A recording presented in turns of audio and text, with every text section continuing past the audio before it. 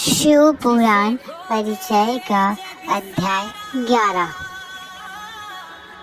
षडलिंग स्वरूप प्रणव का महाव्य, उसके सूक्ष्म रूप ओंकार और त्रिशूल रूप पंचाक्षर मंत्र का विवेचन, उसके जप की विधि एवं महिमा, कार्य ब्रह्म के लोगों से लेकर कारण रुद्र के लोगों तक का विवेचन करके कालातीत पंचावरणिक विशिष्ट शिवलोक के अनिवार्यनीय वैभव का निरूपण तथा शिव भक्तों के सत्कार की महत्ता।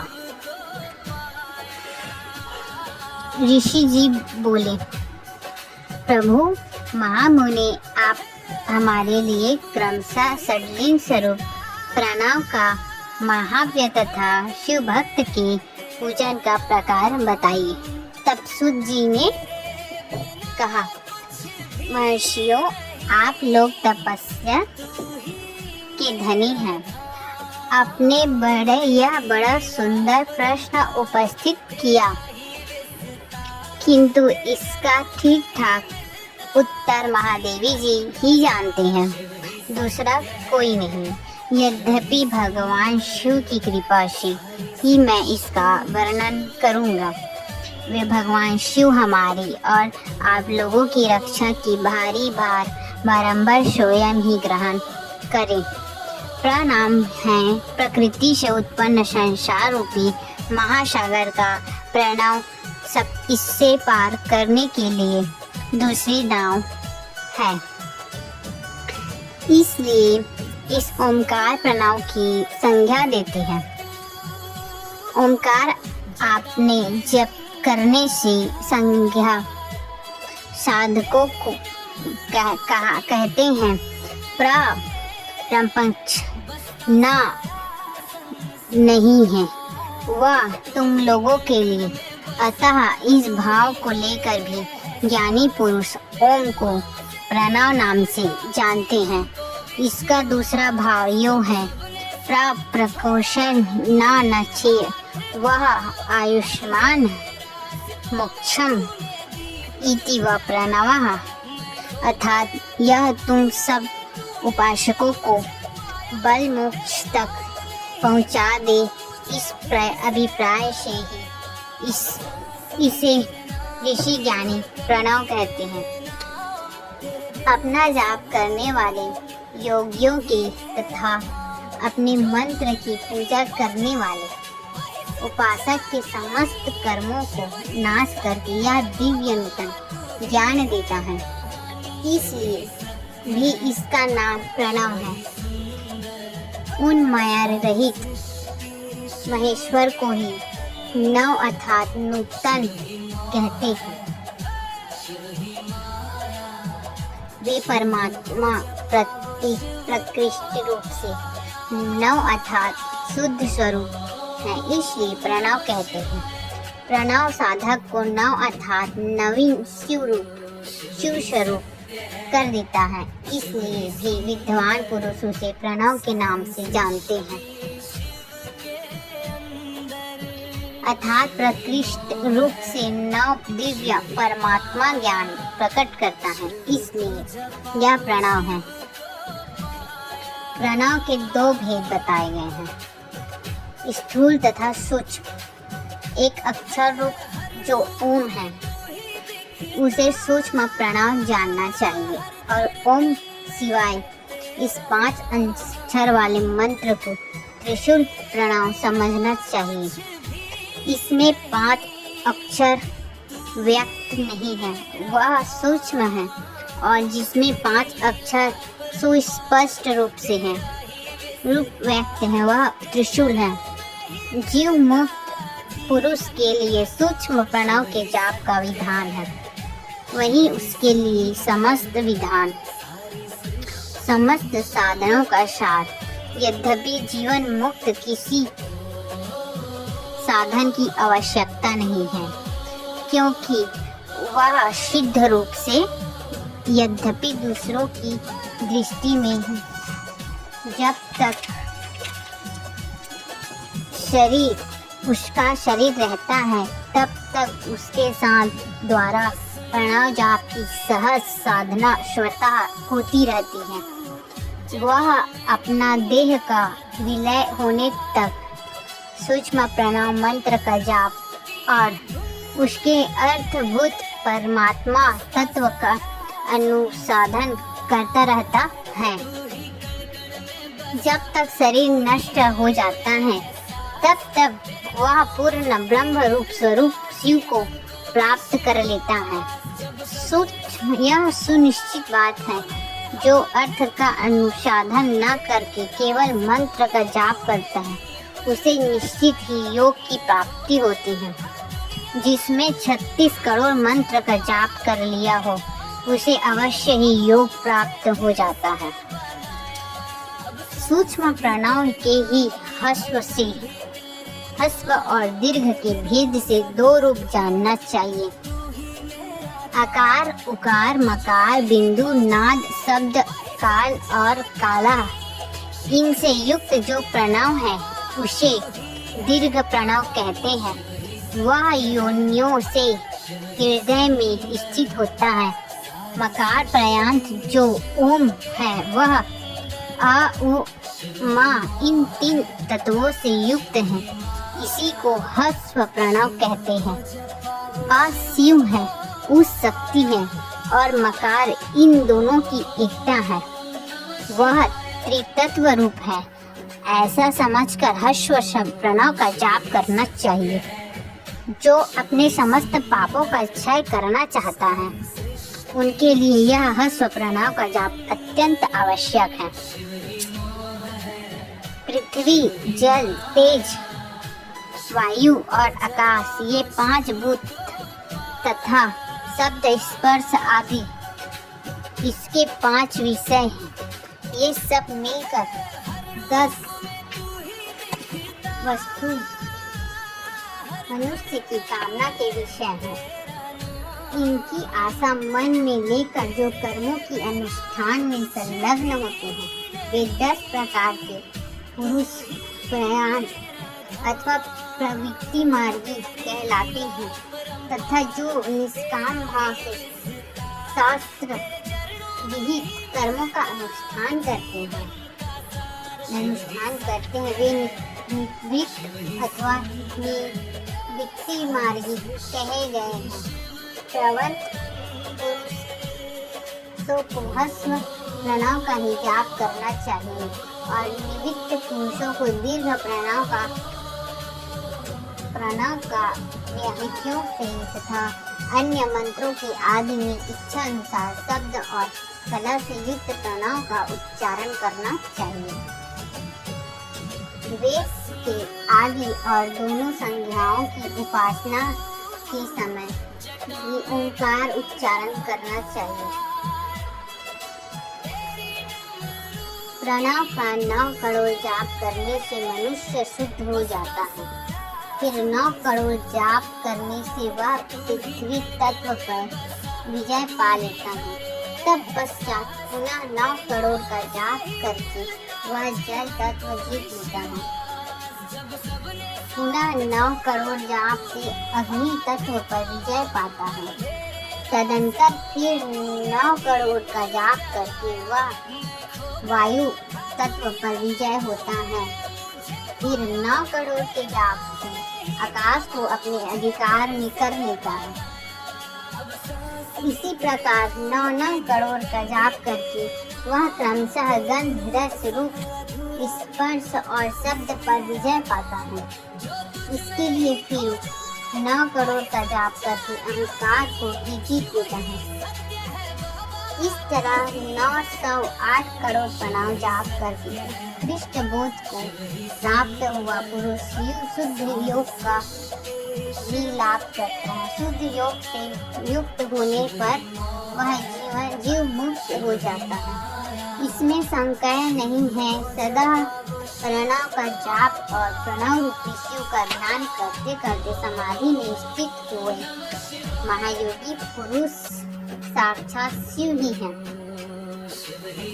इसमें संशय नहीं है। पहले अपने शरीर में प्रणव के ऋषि छंद को देवता आदि का न्यास करके फिर जाप आरंभ करना चाहिए। आकार आदि मृत्यु का वर्णों से युक्त प्रणव का अपने अंगों में न्यास करके मनुष्य ऋषि हो जाता है। मंत्रों के 10 विधि संस्कार मातृका व्यास तथा सर्वे शोधन आदि के साथ संपूर्ण न्यास फल उसे प्राप्त हो जाता है। प्रवृत्ति तथा प्रवृत्ति निवृत्ति से मिश्रित भाव वाले पुरुषों के लिए स्थूल प्रणव का जाप एक विशिष्ट साधक होता है।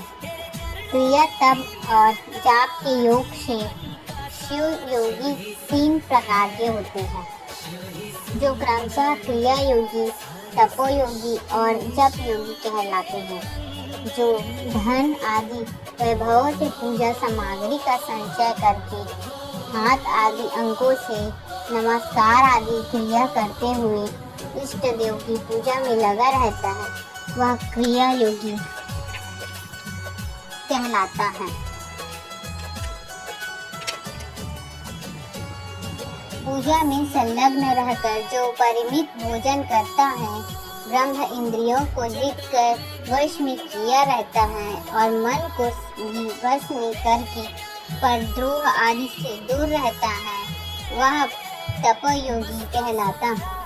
इन सभी सद्गुणों से युक्त होकर जो सदा शुद्ध भाव से रहता है, समस्त काम आदि दोषों से रहित हो शांत चित्त निरंतर जाप करता रहता है, उसे महात्मा पुरुष जप योगी मानते हैं।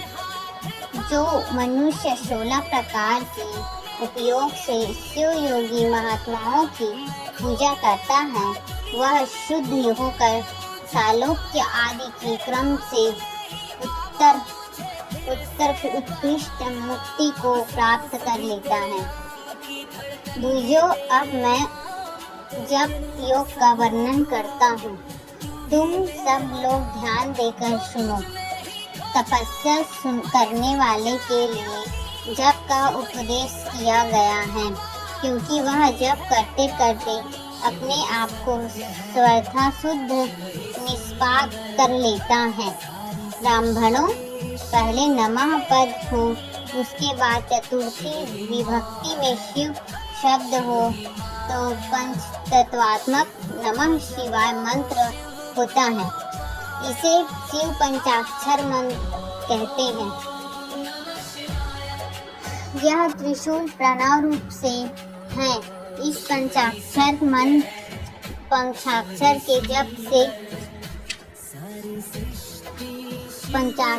के जप से ही मनुष्य संपूर्ण सिद्धियों को प्राप्त कर लेता है। पंचाक्षर मंत्र के आदि में ओंकार लगाकर ही सदा उसका जाप करना चाहिए। द्विजो गुरु के मुख से पंचाक्षर मंत्र का उपदेश पाकर जहाँ सुख पूर्वक निवास किया जा सके, ऐसी उत्तम भूमि पर महीने के पूर्व पक्ष शुक्ल में प्रतिपदा से आरंभ करके कृष्ण पक्ष की चतुर्दशी तक निरंतर जाप करता रहता है। माघ और भादों के महीने अपना विशिष्ट महत्व रखते हैं। यह समय सब समयों से उत्तम माना गया है।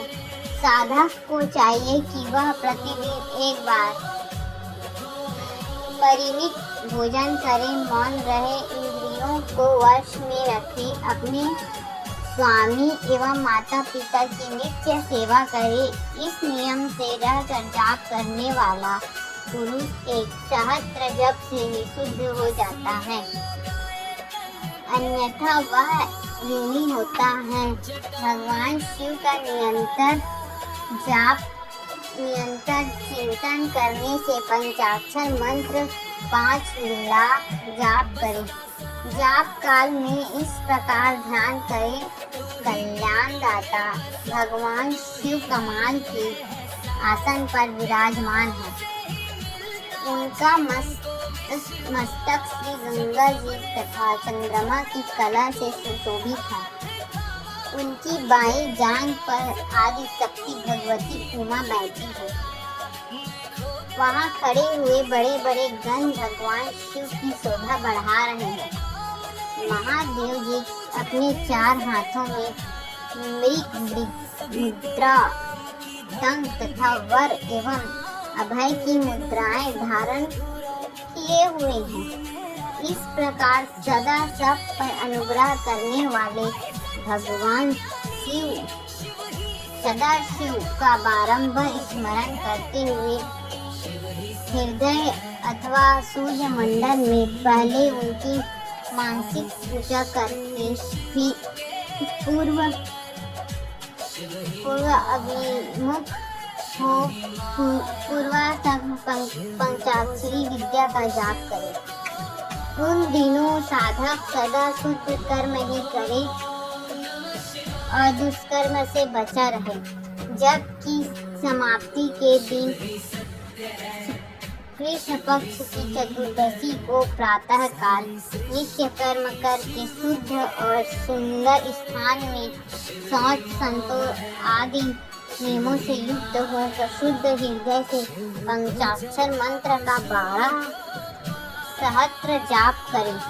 तत्पश्चात 5 सपत्नीक ब्राह्मण का जो श्रेष्ठ एवं शिव भक्त हो वरण करे। इनके अतिरिक्त एक श्रेष्ठ आचार्य प्रवर का भी वरण करे और उसे सांब सदाशिव का स्वरूप समझे। इंसान, तत्पुरुष, अघोर, वामदेव तथा सघोजात इन 5 के प्रतीक स्वरूप 5 ही श्रेष्ठ और शिव भक्त हैं। ब्राह्मण का वरण करने के पश्चात पूजन सामग्री को एकत्र करके भगवान शिव का पूजन करें। विधि पूर्वक शिव की पूजा संपन्न करके होम आरंभ करें। अपने गृहस्थ सूत्र अनुसार सुखांत कर्म करके अर्थात परिसमूहन,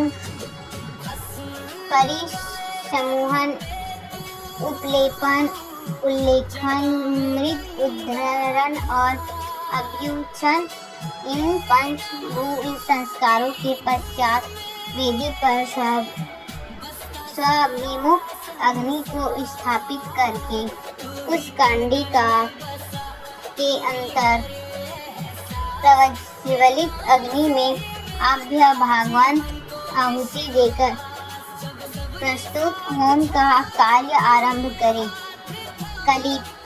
कपिला गाय के घी से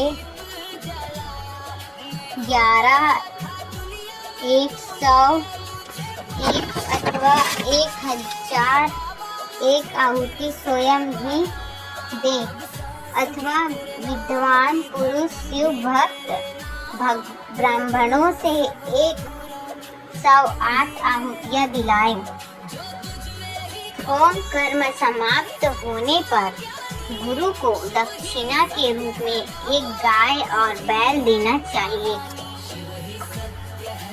इंसान आदि के प्रतीक रूप जिन 5 ब्राह्मणों का वरण किया गया है उनको ईशान आदि का स्वरूप ही समझे तथा आचार्य को सांब सदाशिव का स्वरूप माने। इसी भावना के साथ उन सबके चरण धोए और उनके चरणों दक से अपने मस्तक को सींचे।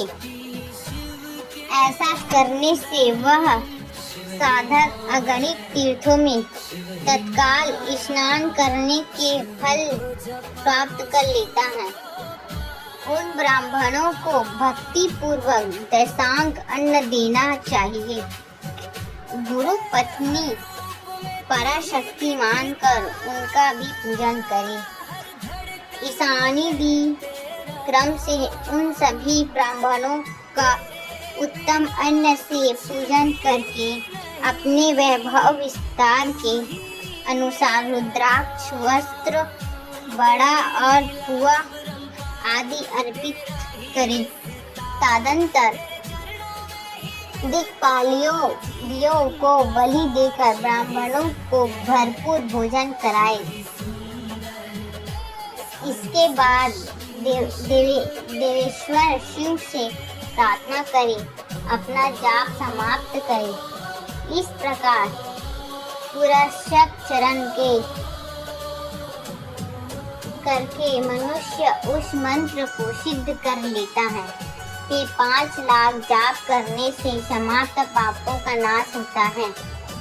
तदंतर पुनः 5 लाख जाप करने पर अतल से लेकर सत्यलोक तक 14 भुवनों पर क्रमशः अधिकार प्राप्त हो जाता है।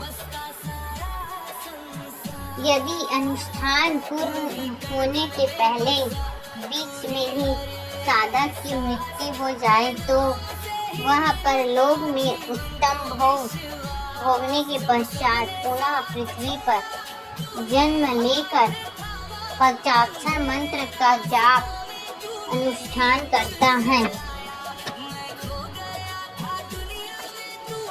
समस्त लोगों को ऐश्वर्य पाने के पश्चात वह मंत्र को सिद्ध करने वाला पुरुष यदि पुनः 5 लाख जाप करे तो उसे ब्रह्म जी का समीप्य प्राप्त होता है। पुनः 5 लाख जाप करने से सारूप्य नामक ऐश्वर्य प्राप्त होता है। 100 लाख जाप करने से वह साक्षात ब्रह्म के समान हो जाता है।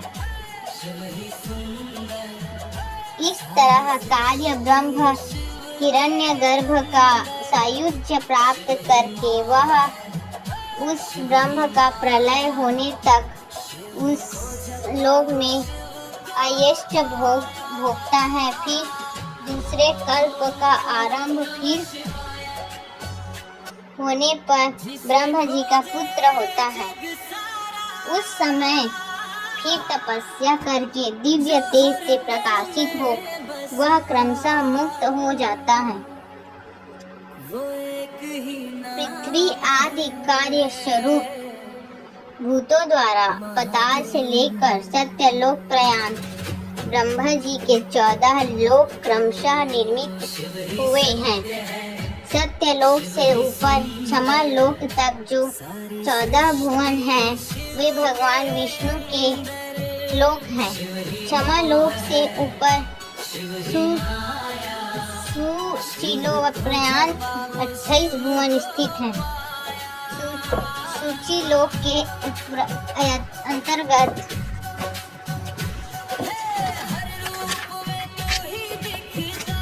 कैलाश में प्राणियों का संहार करने वाला रुद्रदेव विराजमान है।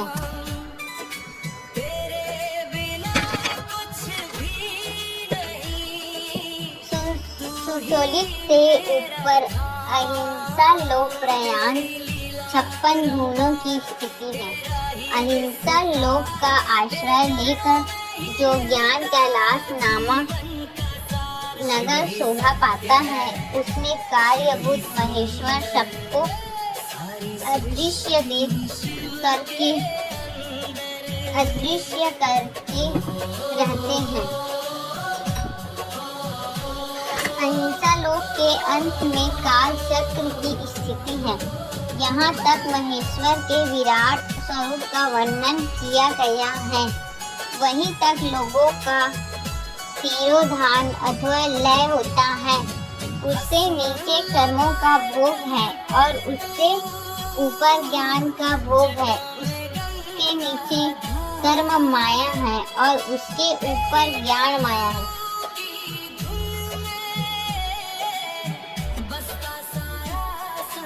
अब मैं कर्म माया और ज्ञान माया तात्पर्य बता रहा हूँ।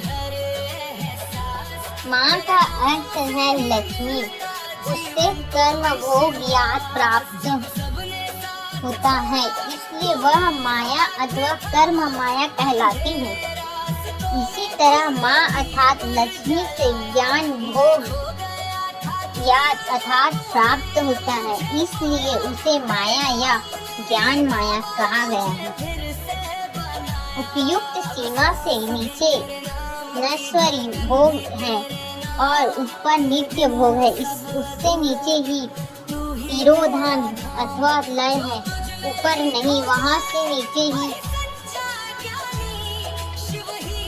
कर्म माया पाशों द्वारा बंधन होता है, ऊपर बंधन का सदा अभाव है। उससे नीचे ही जीव सकाम कर्मों का अनुसरण करते हुए विभिन्न लोगों और योनियों में चक्कर काटते हैं। उससे ऊपर लोगों में निष्काम कर्म ही भोग बताया गया है। बिंदु पूजा में तत्पर रहने वाले उपासक वहां से नीचे के लोगों में ही घूमते हैं। उसके ऊपर तो निष्काम भाव से शिवलिंग की पूजा करने वाले उपासक ही जाते हैं, जो एकमात्र शिव की ही उपासना में तत्पर हैं। वे उससे ऊपर के लोगों में जाते हैं। वहां से नीचे जीव कोटि है और ऊपर ईश्वर कोटि। नीचे संसारी जीव रहते हैं और ऊपर मुक्त पुरुष। नीचे कर्म लोग हैं और ऊपर ज्ञान लोग। ऊपर मद और अहंकार का नाश करने वाली नम्रता है। वहाँ जन्म जनित तिरोधान नहीं है। उसका निवारण के लिए बिना वहाँ किसी का प्रवेश संभव नहीं है। इस प्रकार तिरोधान का निवारण करने से वहाँ ज्ञान शब्द अर्थ ही प्रकाशित होता है। आदि भौतिक पूजा करने वाले लोग उससे नीचे के लोगों में चक्कर काटते। जो आध्यात्मिक उपासना करने वाले हैं वे ही उसके ऊपर हो जाते हैं। जो सत्य अहिंसा आदि धर्मों से युक्त है, भगवान शिव के पूजा में तत्पर रहते हैं। वे काल चक्र को पार कर जाते हैं। काल चक्रेश्वर की सीमा तक जो विराट महेश्वर लोग बताया गया है, उससे ऊपर ऋषभ के आकार में धर्म की स्थिति है। वह ब्रह्मचर्य का मूर्तिमान रूप है। उसके सत्य, सच, अहिंसा और दया ये 4 पाद हैं। वह साक्षात शिवलोक के द्वार पर खड़ा है। क्षमा उसके सिंह है, सम कान है। वह वेद ध्वनि रूपी शब्द से विभूषित है। आस्तिकता उसके दोनों नेत्र हैं।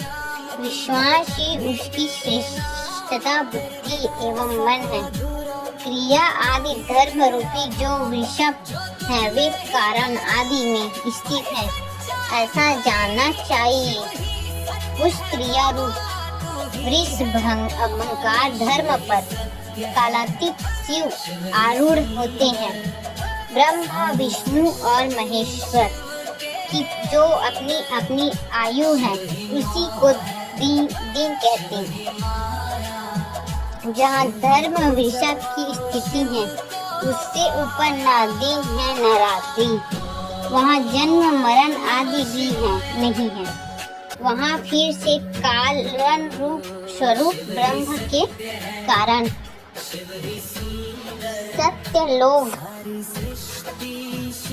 सत्यलोक प्रयाण 14 लोग स्थित हैं, जो पंच भौतिक ग्रंथ आदि से परे हैं।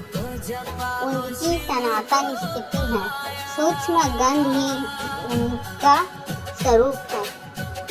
उनसे ऊपर फिर कारण रूप विष्णु के 14 लोग स्थित हैं। उनसे भी ऊपर फिर कारण रूपी रुद्र के 28 लोगों की स्थिति मानी गई है।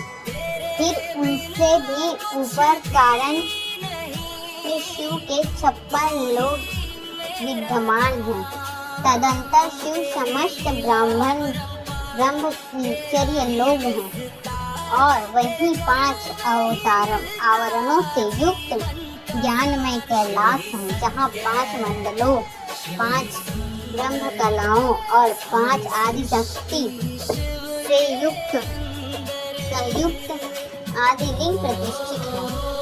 उसे परमात्मा शिव का शिवालय कहा गया है। वही पराशक्ति से युक्त परमेश्वर शिव निवास करते हैं।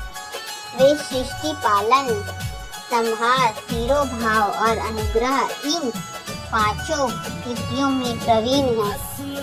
उनका श्री विग्रह सच्चिदानंद स्वरूप है। वे सदा ध्यान रूपी धर्म में ही स्थित रहते हैं और सदा सब पर अनुग्रह किया करते हैं। वे स्व अपमान राम हैं और समाधि रूपी आसन पर आसीन हो नित्य विराजमान होते हैं। कर्म एवं ध्यान आदि का अनुष्ठान करने से क्रमशः साधन पथ में आगे बढ़ने पर उसका दर्शन साध्य होता है। नित्य नैमित्तिक आदि कर्मों द्वारा देवताओं का यजन करने से भगवान शिव के समाराधन कर्म में मन लगता है। क्रिया आदि जो शिव संबंधित कर्म है, उसके द्वारा शिव ज्ञान सिद्ध करें। जिन्होंने शिव तत्व का साक्षात्कार कर लिया है अथवा जिन पर शिव की कृपा दृष्टि पड़ चुकी है, वे सब मुक्त ही हैं। इनमें शंकाएं नहीं है। आत्मा स्वरूप से जो स्थिति है वही मुक्ति है। एकमात्र अपने आत्मा में रमन या आनंद का अनुभव करना, अनुभव ही मुक्ति का स्वरूप है। जो पुरुष क्रिया तब जाप, ज्ञान और ध्यान रूपी धर्मों में भली भांति स्थित है, वह शिव साक्षात्कार करके स्वर्णात्मक राम तत्व स्वरूप मोक्ष को भी प्राप्त कर लेता है। जैसे सूर्य देव अपनी किरणों से अशुद्धि को दूर कर देते हैं, उसी प्रकार कृपा करने में कुशल भगवान शिव अपने भक्त के अज्ञान को मिटा देते हैं। अज्ञान की निवृत्ति हो जाने पर शिव ज्ञान स्वतः प्रकट हो जाता है। शिव ज्ञान से अपना विशुद्ध स्वरूप आत्मा राम तत्व प्राप्त होता है और आत्मा तत्व की समक्ष शिक्षित हो जाने पर मनुष्य कृत्य हो जाता है। इस तरह यहाँ जो कुछ बताया गया है वह पहले मुझे गुरु परंपरा से प्राप्त हुआ था। तब पश्चात मैंने पुनः नंदीश्वर के मुख से इस विषय को सुना था। नंदी स्थान से परे जो स्वसंघ शिव वैभव है, उसका अनुभव केवल भगवान शिव को ही है। साक्षात शिव लोक के उस वैभव को ज्ञान सबको शिव की कृपा से ही हो सकता है, अन्यथा नहीं, ऐसा अस्तित्व पुरुष का कथन है। साधक को चाहिए कि वह 5 लाख जाप करके पश्चात भगवान शिव की प्रशंसा के लिए महाअभिषेक एवं नैवेद्य निवेदन करके शिव भक्तों को पूजन करे। भक्त की पूजा से भगवान शिव भी बहुत प्रसन्न होते हैं। शिव और उसके भक्त में कोई भेद नहीं होते, वह साक्षात शिव स्वरूप ही है। शिव स्वरूप मंत्र को धारण करके वह शिव ही हो गया रहता है। शिव भक्त का शरीर शिव रूप ही है, अतः उसकी सेवा में तत्पर रहना चाहिए जो शिव भक्त हैं वे लोग और वेद की सारी क्रियाओं को जानते हैं। जो क्रमशः जितना शिव मंत्र का जाप कर लेता है उसके शरीर को उतना शिव का सामीप्य प्राप्त हो जाता है। इसमें संशय नहीं, शिव भक्त स्त्री का रूप देवी पार्वती का ही स्वरूप है। वह जितना मंत्र जपती है उतना ही देवी का सानिध्य प्राप्त हो जाता है। साधक स्वयं शिव स्वरूप होकर पराशक्ति का पूजन करे। शक्ति बेर तथा लिंग का चित्र बनाकर अथवा मिट्टी आदि से इनकी आकृति का निर्माण करके प्राण प्रतिष्ठा पूर्वक निष्कपट भाव से इनका पूजन करें। शिवलिंग को शिव मानकर अपने को शक्ति रूप समझकर शिवलिंग को देवी मानकर और अपने को शिव रूप समझकर शिवलिंग को नाद रूप तथा शक्ति को बिंदु रूप मानकर परस्पर सटे हुए शिवलिंग और शिव शक्तिलिंग और शिवलिंग के प्रति साधन और प्रधान की भावना रखते हुए जो शिव और शक्ति का पूजन करता है वह मूल रूप की भावना करने के कारण शिव रूप ही शिव भक्त शिव मंत्र रूप होने के कारण शिव के ही स्वरूप हैं। जो 16 उपचारों से उनकी पूजा करता है उसे अविशिष्ट वस्तु की प्राप्ति होती है। जो शिवलिंग उपासक शिव भक्त की सेवा आदि करके उसे आनंद प्रदान करता है उसे विद्वान पर भगवान शिव बड़े प्रसन्न होते हैं। 5, 10 या 100 सपत्नी शिव भक्तों को बुलाकर भोजन आदि के द्वारा पत्नी सहित उनका सदैव समादर करे। धन में देह में और मंत्र में शिव भावना रखते हुए उन्हें शिव और शक्ति का स्वरूप जानकर निष्कपट भाव से उसकी पूजा करे। ऐसा करने वाला पुरुष इस भूतल पर भी जन्म नहीं लेता।